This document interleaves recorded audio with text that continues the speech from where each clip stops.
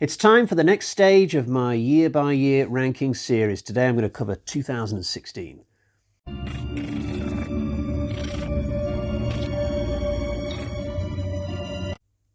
Hi guys, so I've actually seen 24 movies from this particular year. Today I'm going to be ranking my top 20 of those. So we've got 4 dishonourable mentions that don't make it into the list. One of them is Alice Through the Looking Glass, just a terrible sequel. I actually quite liked the first Alice in Wonderland film. I saw both of them at the cinema with my wife, but second time around, just not for me. Didn't like the story. There's way too much of Johnny Depp's Mad Hatter on the screen as well. Next film is Fantastic Beasts and Where to Find Them. Just a god-awful experience. I was so bored watching this. I never ever want to see any more Fantastic Beasts films for as long as I live. The other 2 films that don't make it into the rankings are both actually pretty good, but they are animated films, and I don't really go into that, but it just so happens that I have seen them and I can appreciate them. They are really good. One of them is Zootopia and the other one is Moana. Now, they're really decent, honestly. Check them out if you like animation a little bit better than me, and if you've got kids, Jesus, put them on. You might actually enjoy watching them, but they don't quite make it into the list today, although I would still rather watch those 2 than the other 2 live action films that I've just mentioned. Right, before we get into the main ranking, a quick reminder that the top 2 films today will go through to the eventual grand final of 100 films, where I will be declaring once and for all what the greatest film of all time is. But for now, let's concentrate on 2016, and we'll start with the film that I consider to be my 20th favourite from this particular year. I took my oldest son to watch this at the cinema, and it was a big mistake because he was only 5 at the time. I thought he would be able to handle a film like Ghostbusters. I was wrong. He was genuinely really scared in the opening scene, and I ended up having to take him out of the cinema after literally 5 minutes, 10 minutes. So we didn't watch the end of the film. I basically wasted 20, 25 pounds, something like that. My fault. I misjudged the situation. I thought he could handle it, and I was absolutely mistaken. But later down the line, I did watch the film at home, and I guess I thought it was all right. I mean, for a film that's come 20th today, it's not that bad, I suppose. I just feel like it could have been so much better. I don't have a problem with the idea of an all-female Ghostbusters team, but you've still got to make a good movie with that, and the humour in this film is it's just not very sophisticated, shall we say. I mean, there's way too many fart jokes and fanny jokes. The humour in the first 2 Ghostbusters films was just so much better and more mature, and I don't really like the characters in this either. I think out of the 4 of them, I only really liked one of them, and that's a problem because in the original team, I liked all 4 characters. The stuff to do with the ghosts and the special effects and the monsters and what have you, all that stuff is fine in this film. There's a pretty decent story in there, but I'm just not down with the characters and their interactions with each other. So on the whole, not a massive fan of this. But if they want to have another stab at an all-female Ghostbusters film and write it better, I'm fine with that.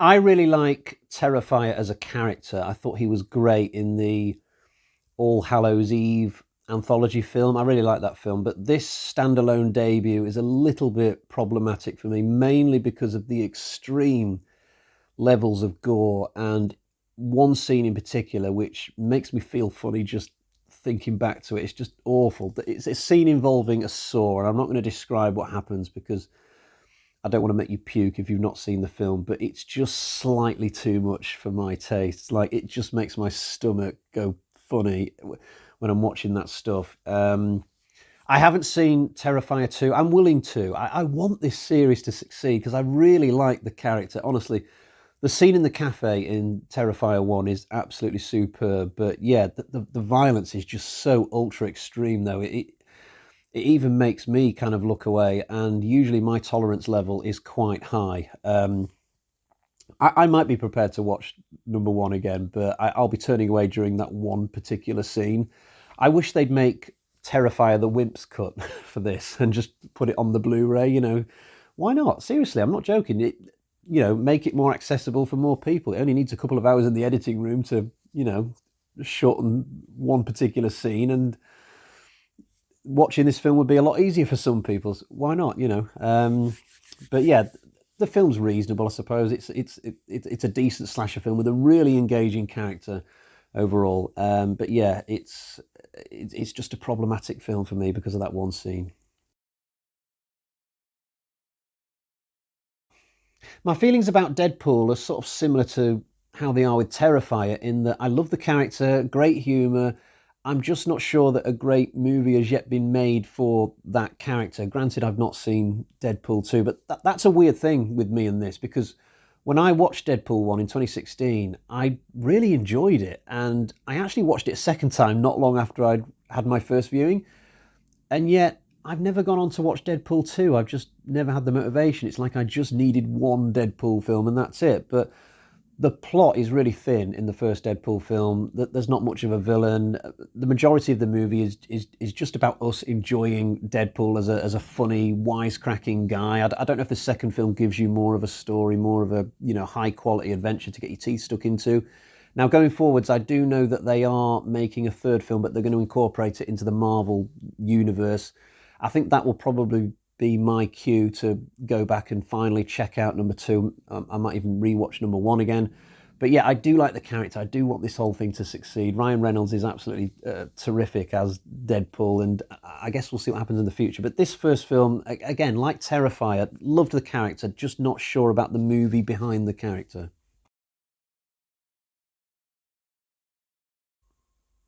This is about a small group of burglars who break into this guy's house, but they've absolutely picked the wrong guy because this dude is like an ex-Vietnam vet. He is blind. That's the weird thing. But despite being blind, he can still go around the house acting like Steven Seagal in Under Siege. He's impossible to kill. I suspect if you put this dude into Under Siege, he would still be able to take out Tommy Lee Jones and Gary Busey and all those terrorists, despite having no eyes. It's a little bit like the Daredevil TV show, if you've ever seen that. The superhero who's got all these ninja moves. He can win any fight, despite the fact that he can't see. It's bullshit when you think about it. This idea that all your other senses could somehow compensate for that, I don't think so, really.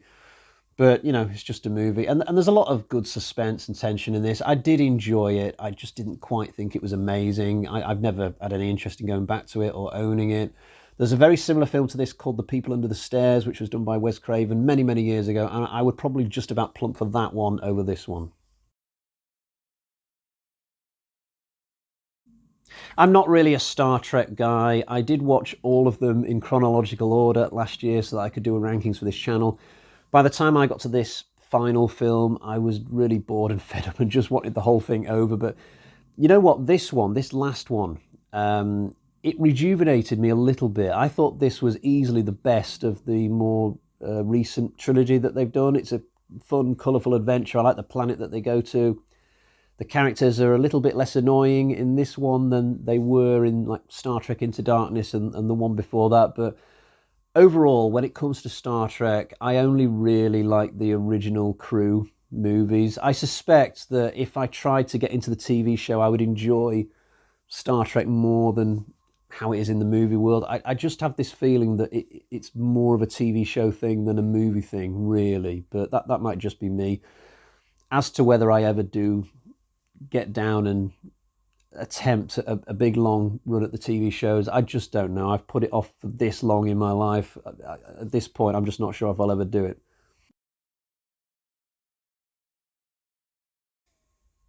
This is one of several examples from the past few years where a studio has had something potentially interesting and different on their hands, but then they've completely bottled it as release date has approached, and they've gone back and re-edited the whole thing and made it more generic and boring, and they've just ruined a great opportunity, really. I was really looking forward to this movie, and I still enjoyed it. I mean, there's so many funny, quirky characters in this. It's hard to watch it and not get some fun out of it. Margot Robbie's a particular highlight. Will Smith's character, is it Deadshot? I thought he was quite good as well. To be honest, they're all good in this, but the overall tone and feel of the film and the story, it's just been tampered with so much. There's way too much music playing over the scenes. I really hope they go back and fix this movie, make a new cut of it, like they did with Justice League. But the thing is, it's been that long now since the 4 hour cut of Justice League. And despite the fact that that film got critical acclaim second time around, it seems like the studio behind these films have got no interest in going back and fixing this film as well, which is a real pity. I've heard that the new Suicide Squad film is a lot better. I've not yet checked that one out. As for this one, yeah, it's all right, but it could have been so much more. This is a film directed by Mike Flanagan, and it stars his real-life wife, Katie Segal.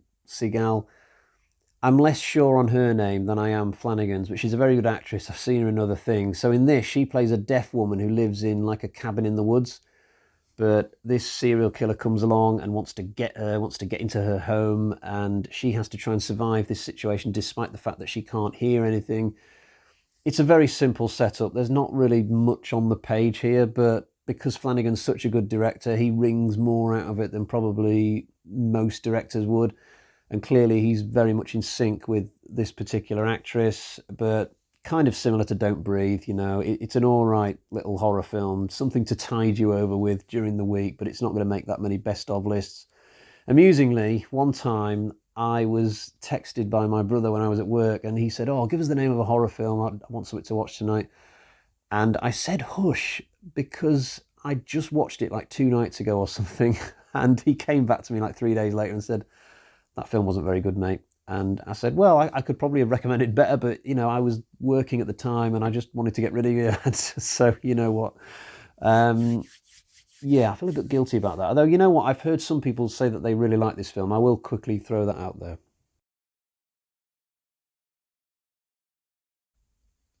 The other night, I introduced my oldest son to the Bourne Identity. He's 11 now, by the way. He's moved on in age from when I took him to watch Ghostbusters.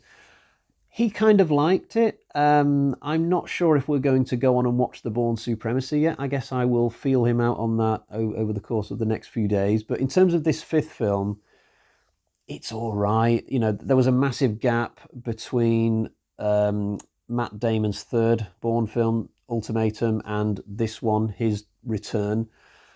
But it doesn't do as well as some other franchises in terms of coming back after a long hiatus and really knocking one out of the park. When I think of The Force Awakens, how good that film was after quite a long time since the previous one, and same with Jurassic World. It'd been such a long time since Jurassic Park 3, and then they come and make this new one, and suddenly it's like, wow, this feels really fresh, it's awesome.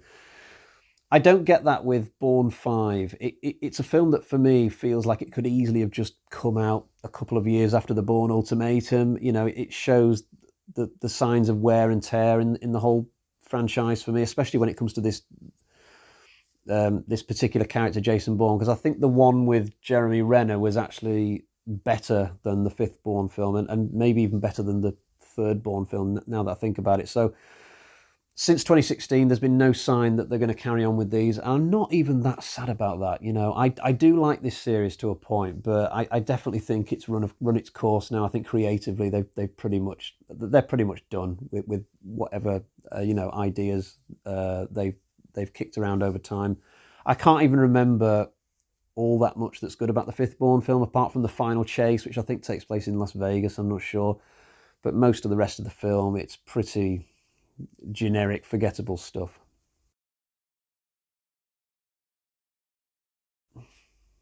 This is a film which brings back all those really old school practical effects, like what you see in John Carpenter's The Thing. We get monsters that have got like weird appendages, and they're all slimy and improbable, and they can twist themselves in weird directions. And that side of this movie is absolutely brilliant. It's a real throwback to how movies used to be made.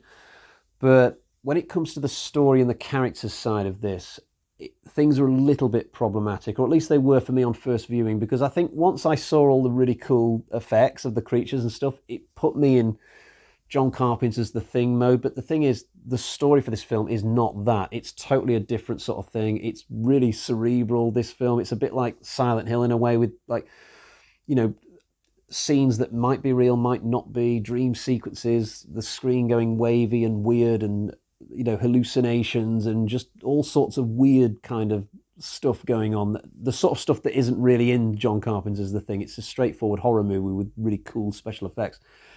I kind of feel like I want to go back and watch this one again though, because I think if I go back knowing what I know now and having dwelled on my first viewing for a little bit, I think I might enjoy it a lot more. But if I was doing this ranking the night after that original viewing, I probably would have put it like 19th or 20th. I didn't really like it the night that I watched it. But the film has kind of it's grown in stature in my head without me even having watched it again, to the point where today I'm putting it 12. And I can't remember where I saw it. Maybe it was Amazon, maybe it was Netflix. I don't recall. But certainly it needs that second viewing for me. It was an interesting one. So the final film to not make it into my top 10 today is the third Purge film. I've only seen this one the one time as well, and I don't remember it that well actually, mainly because it's a little bit similar to the second Purge film. Both 2 and 3 in this series take place out in the streets, whereas the first one was in a home. Mostly, all I remember about this is a couple of like really mouthy punk girls with machine guns getting run over by a van. That was very amusing. I absolutely was not going to forget that. But a lot of the other details in the movie have sort of left my brain at this point. I think at the end they hold some sort of election which means that the Purge is finished. Because originally I think this was meant to be the end of the franchise. And then they found a way to carry on the story with the Forever Purge, which is the fifth film. But the fourth one is a prequel, that's right.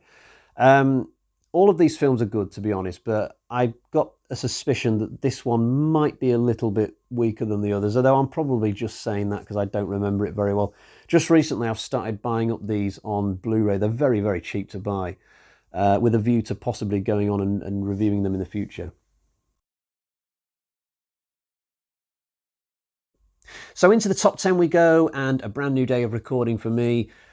First up is Captain America Civil War. It's uncanny how every time I do a video like this, the Marvel films always seem to come around about 10th every single time. It's like, in my mind, these films are good enough to always at least beat, a fair few amount of films, but at the same time, they're not quite good enough to compete at the very top end. If I haven't said it already, I'll say it now. I suspect that we won't get any Marvel films in my final list of 100 for the grand final, but we'll see how the final few years go as we head towards 2023. This film, when it came out, it was the real peak of, or getting on towards the peak of the cinematic universe for me. There was a real buzz about this film from what I can remember. It was an Avengers film in everything but name. There were so many heroes in it other than Captain America. I think they paid Robert Downey Jr. like 50 million just to come and support Chris Evans in a solo Captain America movie. That's the sort of money that was being thrown around at the time that this came out. But it was such an enjoyable drama, this, watching these two factions within the Avengers go head to head and have all these different viewpoints about the way forwards for superheroes. There's a bit of a weak villain in this film, but this was never a film about the villain. It was always about the internal conflict. And for me, it's a terrific film. I might say that the Captain America sub-series is possibly the best in this whole franchise, at least of all the completed trilogies so far. So what have we had? We've had Thor with 4 films, Captain America 3 films, Iron Man 3 films, Spider-Man 3 films. Maybe Spider-Man's the only trilogy that could possibly outdo Captain America. I'm not sure. It'd be close, I think. I'd have to think about that some more. I didn't expect to put Doctor Strange above Captain America 3, but when I was working out my list for this video, I just thought to myself, yeah, I think I might actually prefer that film to Civil War. Doctor Strange is a film that I thought was kind of average the first time I watched it, but second time I really got into it and spotted a lot of cool stuff within it that just didn't hit me the first time around. So the visuals in this are absolutely amazing. There's lots of stuff that's similar to what you see in Christopher Nolan's Inception, with the world changing around and buildings flipping onto their sides and stuff like that. And when Doctor Strange gets to, is it Mongolia he travels to in this film? The set design, production design is absolutely first rate. You get some of the most amazing sets in this film. The villain and the conflict in the third act is maybe the weakest part of the whole thing. I think this film is is at its strongest when it's giving you its the origin story in the first hour, the final fight and all the stuff towards the end. Maybe we're into cruise control by then, we're on autopilot, but I still like the film as a whole, and it's just dawning on me now actually that I've still not seen Doctor Strange 2. I need to get on that. I don't know if they're planning to go on and make this a full trilogy, but I hope so, because this first effort with Doctor Strange was really good. So a few years ago, there were a couple of TV actors who were really on the up. One of them was a guy called Taylor Kinney, who made a bit of a name for himself playing somebody in Chicago Fire. He's the sort of guy who women would consider a real heartthrob, you know. And the other actor or actress, if you like, Natalie Dormer, who was in Game of Thrones. I forget the character that she played in that, but she was considered to be very good in that show, and it was inevitable that these two actors would get their shot at Hollywood, and they did with this movie. They sort of came together in this horror film, and I don't think it was very well received, though. And now that I think about it, I've not heard of Kinney or Dormer for quite some time. I've no idea what they're doing. I don't think it's anything massive on the Hollywood scene. I would wager a little bet on that. But this film's pretty decent. It's a kind of psychological mystery thriller that takes place in Japan, specifically in that forest that's famous for suicides. I've seen a documentary about this place. It's a really creepy little woods/forest. The film itself, it's full of hallucinations and secrets coming out of the woodwork. It's not a big cast, but it's an interesting one. Honestly, when I'd finished it, I wasn't actually sure if I'd liked it. But in the intervening years, I've thought about it every now and again. It's a film that sort of lingers in the mind and makes you wonder whether, if you gave it a second watch, you'd like it a lot more now that you know the whole plot, kind of a thing. So I'm going to have to get on and do that. This film might go way up for me in the same way that Doctor Strange has gone up for me after my second viewing. This is a war film about a guy who wants to join the army and get involved in World War II, but he doesn't want to fight. He doesn't believe in violence or shooting people. So what this guy wants to do is be a medic, but on the front line. But he gets a lot of ridicule from his fellow soldiers and the top brass. You know, people think he's a coward. Some people think he's got no place in the army. Other people think he should just be forced to fight and tough shit. So I think from memory, he is allowed to be a medic. He is allowed to stay out of the fighting, but he gets a lot of stick from his fellow comrades. He doesn't find it easy mixing with the other soldiers for quite a long time in this, although eventually he does sort of prove his worth. It's a nice story, this. It's quite emotional. It's directed by Mel Gibson. It's got Andrew Garfield in it, who was Spider-Man for a while. And it's a film that definitely shows the importance of using people's specific abilities rather than just trying to put square pegs into round holes. You know, it's a film that's relevant to everyday life, because in every workplace you should try and bosses should try and use people, use the best of them rather than just, you know, shoehorn them into things that maybe they're not cut out for. But it's a cool little story. Maybe not the best war film from an action point of view, but I thoroughly enjoyed it. It did win a BAFTA and an Oscar, I believe, possibly. Let's have a look at the box. BAFTA winner, Academy Award winner. I think that's the main Oscars, isn't it? Yeah.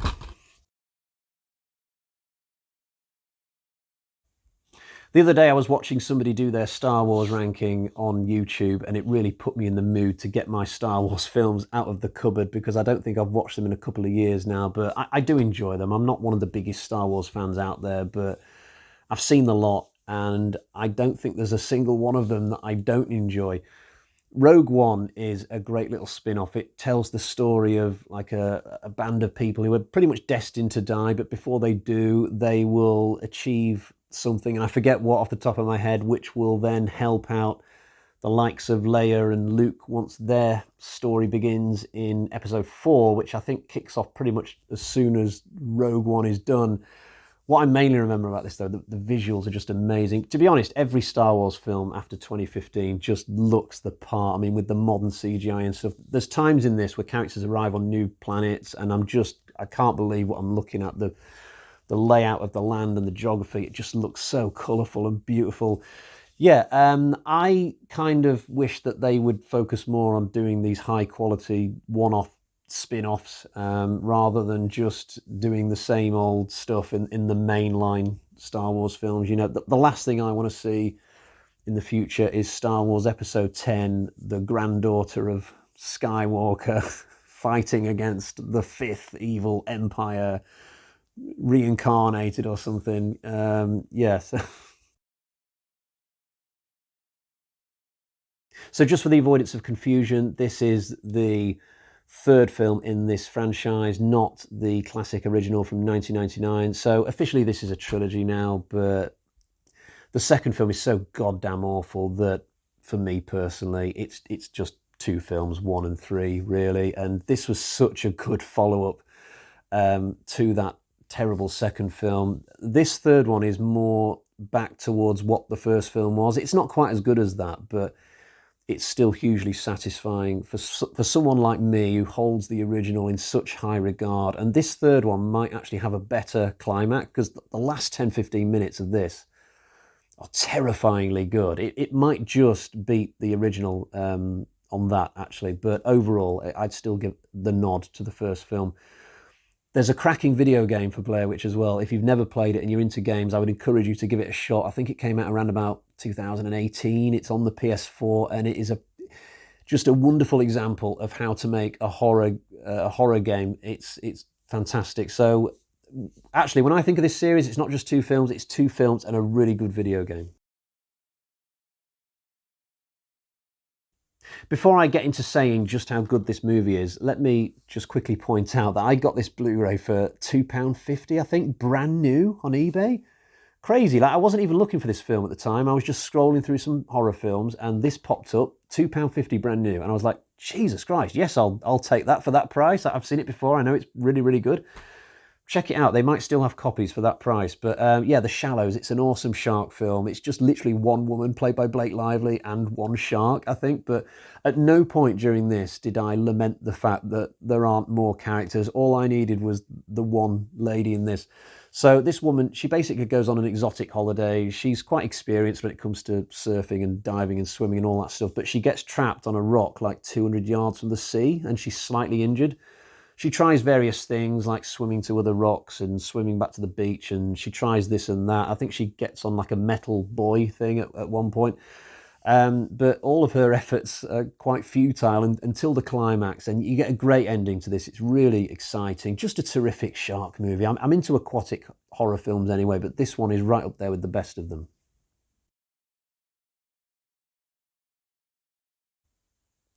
This is a thriller starring one of my favourite actresses. Emily Blunt is absolutely fantastic in my eyes and very, very versatile. She does a lot of very different types of movies.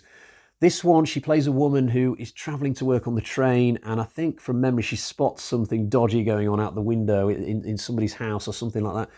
She investigates and quickly gets tangled up in a web of intrigue and adultery and people backstabbing people, and she's in danger, and I think her husband's involved in all this. It's really clever. There's lots of twisty moments in it, and I just found it incredibly exciting and satisfying, and talking about it right now makes me want to go out and add this to my collection, in all honesty. But this film doesn't quite make it into the top 2 today. It's now time to find out which 2 films may very well be competing in my grand final of 100. So let's see what we've got at number 2. I've been doing these yearly rankings videos for quite some time now. I think I started with 1971's selection of movies, the ones that I'd seen anyway, and I've worked my way gradually to this point now at 2016. And in all those videos, in all those rankings, I don't think there has been a superhero film that has come in the top 2 and therefore qualified for the final. Finally, we have one, I think, because not all the second placed films will be able to be in the top 100. I might have to chop 1 or 2 just to ensure that the number is exactly 100. I'll have to think about that when the time comes. But for now, this film has officially qualified. I think it's a terrific movie. It was savaged by the critics in its theatrical form. I think you have to watch this extended edition to get the most out of it. Like, the extended version is half an hour long and it just fills in certain gaps that are a little bit obvious when you watch the theatrical cut. Although to be honest, I enjoyed that version when I first saw it, but I love the style of the Zack Snyder films and some of these other DC Extended Universe films. They might be a little bit dismal and depressing at times. They might feature a lot of blacks and dark colours, but that's me, you know, my favourite genre is horror, so I am more likely to enjoy the darker types of superhero films. I don't like it when superhero films get too light and everybody's just making jokes with each other and there's absolutely no threat. You know, I'm way more likely to enjoy something like Batman versus Superman than some of the really comedic Marvel efforts, which is what happens sometimes in that franchise. Although I do love the vast majority of Marvel films as well. But hey ho, Batman versus Superman probably has qualified for my grand final. But there is one more film in 2016 that has even beaten B versus S. So now let's find out what that is.